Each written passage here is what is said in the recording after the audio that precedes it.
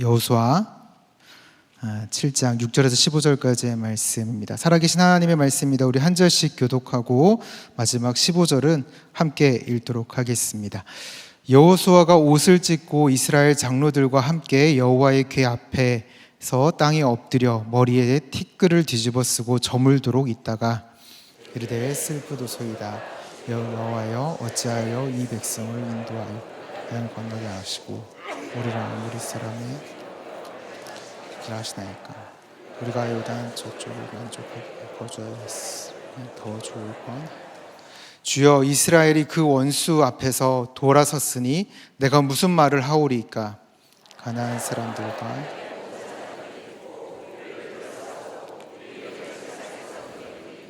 주의 크신 이름을 위하여 어떻게 하려 하시나이까 하니, 여호와께서 여호수아에게 이르시되 일어나라. 어찌하여 이렇게 엎드렸느냐.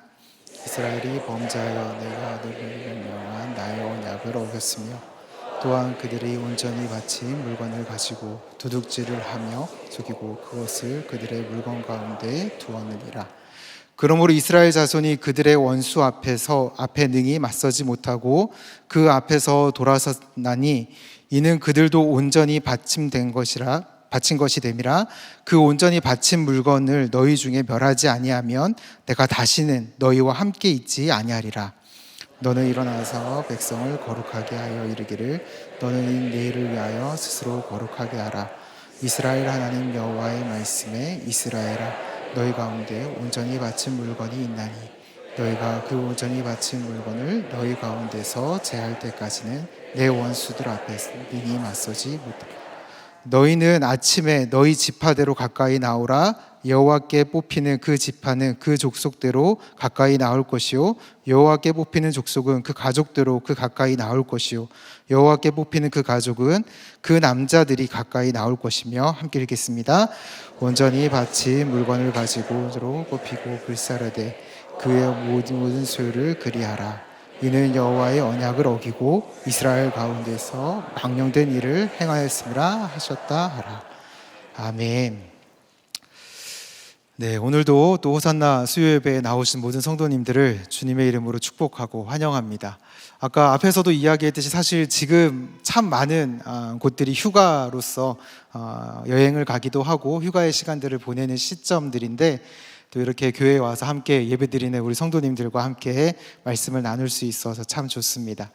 7월 한 달을 돌아보면 정말 무더위 가운데 정말 정신없이 달려왔던 것 같습니다. 물론 중간에 폭우로 또 정신없이 시간이 흘러갔던 것들도 있는데 참 7월 한 달을 보내면서 어떻게 7월 한 달이 지나갔지라는 생각들을 하게 되는 것이 사실입니다. 근데 사실 7월을 보내면서 우리가 이렇게 정신없이 달려가게 되는 이유는 단순히 날씨 때문만은 아닌 것 같습니다. 교회 안에 여러 사역들이 어느 때보다 지금 활발하게 진행되고 있기 때문에 더 그렇지 않나라는 생각들을 하게 됩니다. 벌써 교회 많은 부서들이 성경학교나 또 수련회를 진행했고 또 많은 선교팀들이 국내와 해외로 선교 사역들을 감당해 가고 있습니다. 방학이라고 하지만 이 7월 한 달 동안에 참 많은 사역들이 교회 안에 진행되어져 왔고 참 많은 은혜의 일들이 우리들 가운데 있었다라는 것들을 우리가 생각해 보게 됩니다. 저도 어렸을 때부터 교회를 다니다 보니까 이 시기가 되면 항상 수련회에 가서 있었던 생각들을 하게 됩니다. 중학생이 되면서부터 수련회를 쫓아다니고 또 고등학교를 졸업해서도 봉사자로 쫓아가면서 참여했던 수련회 그 시간들이 저에게는 참 좋은 기억으로 남아 있습니다. 그래서 생각해 보면 그 수련회에 가 있는 것이 너무 좋아서 수련회에서 그냥 내려오고 싶지 않은 마음들을 가질 때도 제법 있었던 것 같습니다. 그냥 그 시간에 다른 것들을 걱정할 필요 없이 그냥 그 자리에서 선생님들하고 또 친구들하고 시간들을 보내고 즐겁게 놀기도 하고 또 예배도 드리면서 은혜를 받는 시간들이 있었기 때문입니다. 그래도 수련회의 마지막 날은 늘 다가오니까 그 마지막 날이 되면 늘 마음 가운데 결심을 하고 내려가게 되죠. 이 수련회장 내려가서는 수련회에서처럼 잘 살아봐야지. 그렇게 은혜를 가지고 살아가겠다라고 생각하고 내려옵니다. 그런데 사실 그 수련회를 마치고 집에 돌아오는 그 순간 그 각오는 온데간데 없이 사라져 버리는 것을 참 많이 경험했습니다. 집에 오면 금세 습관에 따라 너무 편안한 마음에 편안하게 행동을 하다 보면 또 엄마에게 또 한 소리를 듣게 되면 괜히 마음이 상하게 되면서 받았던 그 은혜와는 전혀 상관없는 삶을, 그런 마음들을 품는 경우들도 있었습니다. 아니, 어떤 때는 사실 내려오는 버스 안에서 이미 친구들하고 관계에서 작은 다툼이 생기면서 삐지기도 하고 하면서 이미 그 은혜와는 전혀 상관없는 모습으로 살아가는, 그렇게 반응하는 모습들을 발견할 때도 있었습니다. 우리가 은혜를 받았다고 하지만, 많은 사역들을 통해서, 많은 시간들을 통해서 은혜를 받는다고 하지만, 우리의 삶에 마주하는 작은 문제와 작은 상황들 앞에서도 우리는 그 은혜를 지키지 못하고 쉽게 무너지는 모습들을 발견하게 됩니다. 은혜를 받으면 모든 문제들이 순적하게 풀려지고, 은혜를 받으면 모든 일들이 어려움 없이 풀려질 거라고 생각을 하지만, 실제적으로 우리가 마주하는 현실은 그 은혜를 받았지만 오히려 더 많은 문제들을 마주해야 되는 순간들도 있음을 우리는 생각하게 됩니다. 왜냐하면 은혜를 받기 전에는, 또 하나님의 은혜를 알기 전에는 그냥 늘 해오던 것들도 하나님의 은혜 가운데 그것이 잘못된 일이고 또 문제라는 것을 발견하게 될 때가 있기 때문입니다. 은혜를 받지만 계속해서 반복되어지는 그 문제들 앞에서 우리가 무너지면 결국에는 우리들 가운데 나타나는 문제는 신앙의 침체기 혹은 신앙의 슬럼프가 생겨나기도 하는 것이 사실입니다. 은혜를 가장 많이 받고 있는 이 7월 한 달 동안에 정말 우리는 그 은혜를 받고 있는지, 또 그 은혜 가운데 우리는 우리가 마주한 문제들로 인해서 그 은혜를 다 쏟아내고 있지는 않은지 우리는 다시금 좀 돌아보아야 합니다.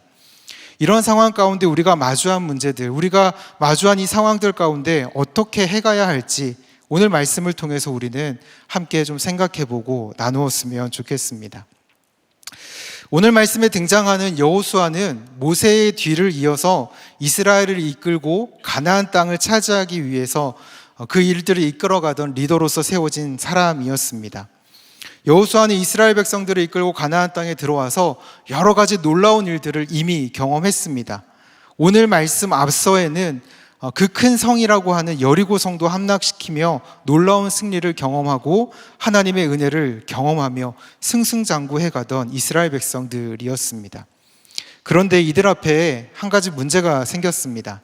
그 문제는 다른 것이 아니라 아이성의 전투에서 패하게 되었던 것입니다.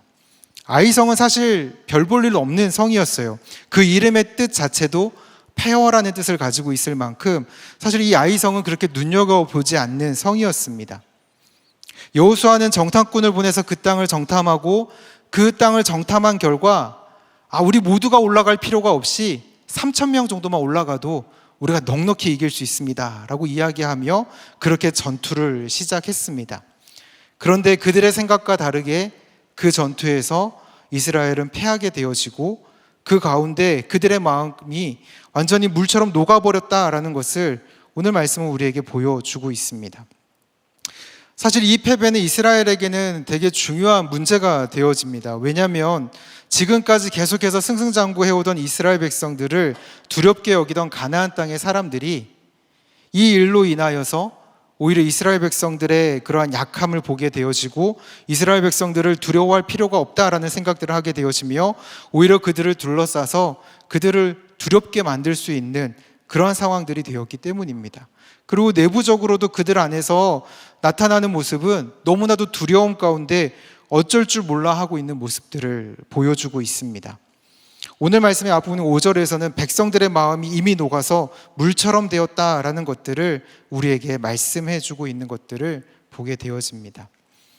계속해서 은혜를 누리고 하나님의 놀라운 역사를 경험하던 이스라엘 백성들은 아이성이라는 어찌 보면 너무나도 작아 보이는 그 문제 앞에 그들은 너무나도 두려운 상황들 가운데 마주하게 되었다라는 것입니다. 마치 우리가 많은 은혜를 받고 많은 은혜 가운데 서 있지만, 그럼에도 우리 삶 가운데 찾아오는 문제들 앞에서 너무나도 무기력하게 어떻게 할 줄 몰라 그냥 주저앉는 것처럼, 그냥 그 신앙적인 문제 앞에서 슬럼프 가운데 어려워하고 고민하고 갈등만 하고 있는 것처럼 이스라엘 백성들의 상황이 그렇게 되었다라는 것입니다. 그런데 이 문제를 풀어가는 모습을 오늘 여호수아는 보여주고 있습니다. 가장 먼저 여호수아가 한 일이 무엇입니까? 6절 말씀에 이렇게 기록되어져 있습니다. 6절 말씀에 여호수아가 옷을 찢고 이스라엘 장로들과 함께 여호와의 궤 앞에서 땅에 엎드려 머리에 티끌을 뒤집어 쓰고 저물도록 있다가, 이스라엘 백성들의 이 문제 앞에서 여호수아는 그냥 그 상황을 가지고 하나님 앞에 엎드려 있다라는 것을 우리에게 보여주고 있습니다. 그렇기 때문에 문제를 풀어가는 첫 번째 방법은 문제의 상황 가운데 하나님 앞에 엎드리는 것입니다. 문제의 상황 가운데 그 문제를 가지고 하나님 앞에 엎드리는 것입니다. 우리가 신앙인이라면 어찌 보면 너무나도 당연한 모습 아닙니까? 적어도 이 자리에 나와 있는 수요 예배에 참여하여서 기도하고 있는 우리들이라면 너무나도 당연한 모습 아닙니까? 어려운 일이 생기면 하나님 앞에 기도해야 된다는 거 알고 있고, 정말 하나님 앞에서 엎드려지면서 기도해야지만 이 문제가 풀려진다라는 것을 우리는 너무나도 잘 알고 있습니다. 그런데 정말 우리가 하나님 앞에 어떤 자세와 어떤 마음으로 기도하고 있는지는 점검해 보아야 합니다. 왜냐하면 오늘 우리의 삶 가운데 찾아오는 많은 문제들 앞에서 기도하는 우리들의 모습을 돌아봤을 때 우리가 하나님 앞에 온전히 엎드리기보다는 여전히 우리의 생각과 우리의 마음으로 이미 그 문제들에 대한 답을 가지고 생각을 가지고 기도할 때가 참 많기 때문에 그렇습니다. 저의 모습을 좀 돌아봐도 그렇습니다. 문제가 생기고 어려운 상황이 생기면 당연히 기도해야 된다는 거 알고 그러면서도 문제 앞에서 먼저 하나님 앞에 무릎 꿇기보다는 감정적인 문제 앞에 내 감정이 요동치고 있는 것을 느낄 때가 많습니다. 때로는 두려워하기도 하고, 때로는 화를 내기도 하고, 때로는 그 상황 가운데 멍하니 다른 일을 하지 못하고 그냥 주저앉아 있을 때가 있다라는 것입니다. 기도해야 된다는 건 알지만 그 갑작스러운 상황과 문제들 앞에서 너무나도 쉽게 내 감정적인 반응을 먼저 하게 될 때가 있습니다. 또 때로는 이렇게 하면 될까 저렇게 하면 될까 하는 생각들로 내 생각들로 이미 그 문제들을 다 풀어내려고 정말 그 생각들 가운데 가득 차서 하나님 앞에 기도하는 것조차 잊어버리고 그냥 자기 생각에 끙끙대고 있을 때도 있음을 보게 됩니다. 그런 과정들을 지내서 하나님 앞에 기도한다고 하지만 그 기도의 내용들은 정말 하나님을 향한 원망과 불평 혹은 내가 원하는 것을 달라고 떼쓰는 정도의 기도일 때가 있음을 저 스스로를 돌아볼 때 그런 모습들이 있습니다. 지금 이스라엘 백성들의 모습과 크게 다르지 않다라고 느껴집니다. 문제가 있고 그 상황들이 있지만 그 가운데에서 이스라엘 백성들은 하나님의 약속을 바라보기보다는 하나님 앞에 엎드리기보다는 그 문제 앞에 마음이 녹아 두려워하고 있는 모습들을 보여줍니다. 하나님 앞에 있다곤 하지만 하나님을 신뢰하지 못하고 그 상황 가운데 두려움에 빠져서 그 문제 가운데 함몰되어서 있는 그러한 모습들을 우리에게 보여주고 있다는 것입니다. 그런데 여호수아는 그렇지 않았습니다. 이스라엘 백성들과는 너무 대조적으로 그는 그 두려움에 사로잡혀 있지 않고 그 문제를 가지고 하나님 앞에 나아갑니다. 오늘 말씀에서 보여주고 있는 여호수아의 모습을 다시 한번 주목해서 봅시다. 그는 옷을 찢고 궤 앞에 엎드려 티끌을 머리에 뒤집어 쓰며 기도하고 있습니다. 이것은 전통적으로 그때 당시에도 애도하며 즉 슬퍼하면서 회개하며 기도하고 있는 모습들을 의미하는 것입니다. 즉 여호수아는 지금 그 문제 앞에서 하나님 앞에 겸손히 엎드려 자신의 마음을 애통해하며 회개하며 하나님 앞에 엎드리고 있다는 것입니다. 그저 우리가 엎드리는 것이 기도하는 것이 그냥 형식적인 기도인 것이 아니라 여호수아는 정말 그 가운데 하나님 앞에 엎드려서 겸손히 하나님 앞에 엎드려서 하나님의 뜻이 무엇인지 정말 하나님 앞에 그 회개하는 마음으로 서서 하나님 앞에 그 문제를 쏟아내고 있다라는 것입니다. 그리고 또한 그 뒤에 이어서 나오는 말씀들을 보면 그는 끊임없이 하나님께 묻습니다. 하나님, 우리를 왜 이곳까지 인도하셨습니까? 아모리 사람들에게 멸망당하도록 우리를 이곳으로 인도하셨습니까? 이스라엘 백성들이 이 일로 그 마음들이 돌아섰는데 내가 도대체 어떻게 말해야 되겠습니까?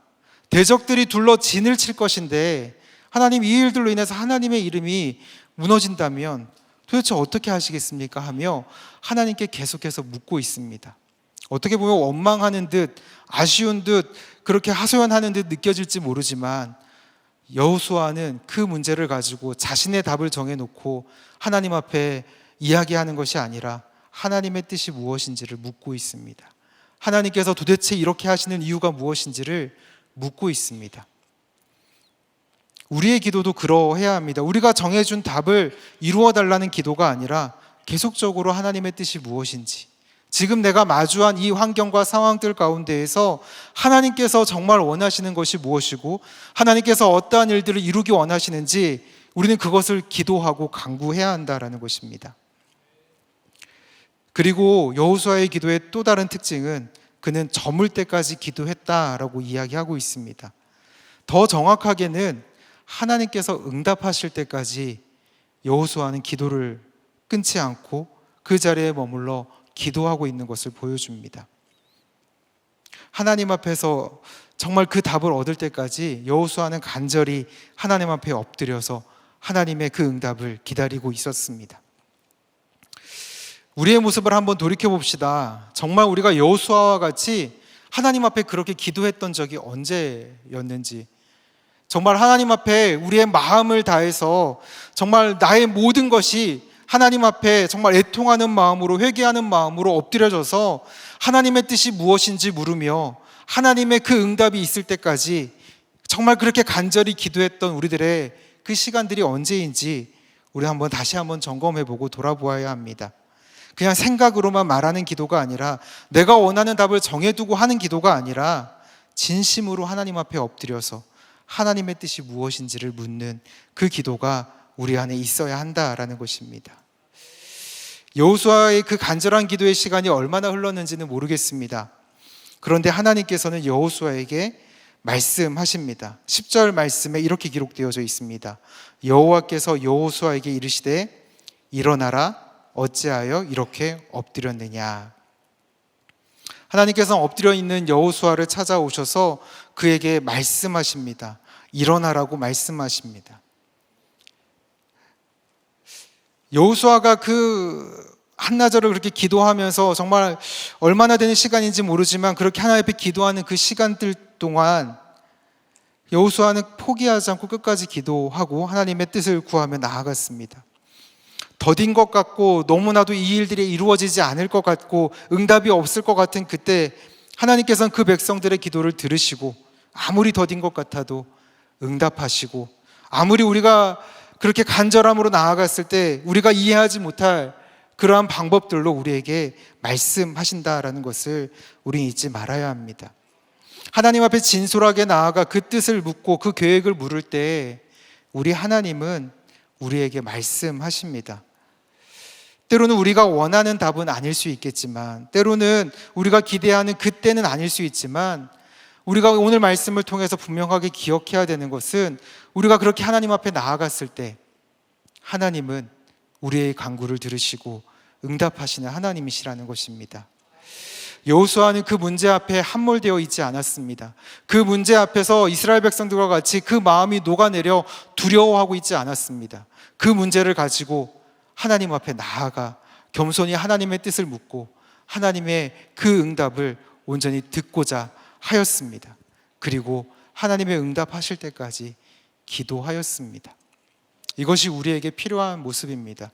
우리는 우리들 가운데 찾아오는 문제들 앞에서 늘 그 문제 앞에 함몰되어서 그 문제 가운데 늘 쫓겨다니면서 하나님 앞에 기도하기보다는 정말 내 생각과 내 뜻대로 그 문제를 풀어내려고 하는 경우들이 너무나도 많다라는 것들을 돌이켜보고 여호수아가 보여주고 있는 이 모습, 정말 하나님 앞에 진솔하게 나아가 우리의 모든 것을 내려놓고 겸손하게 하나님의 뜻을 묻고 하나님 앞에 답을 얻어가는 귀한 믿음의 권속들 되시기를 주님의 이름으로 축원합니다.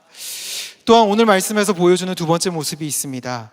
그것은 그 응답을 들은 이후에 보여주는 여호수아의 모습입니다. 여호수아는 하나님께서 응답하시는 그대로, 그 말씀 그대로 순종합니다. 미루지 않고 그 방법을 바꾸지 않고 하나님이 말씀하신 그대로 그 뜻에 따라 순종하며 걸어가는 것을 보여주고 있습니다. 이것이 우리에게 필요한 두 번째 방법입니다. 하나님이 응답하셨을 때 우리가 주저하지 않고 순종하는 것입니다.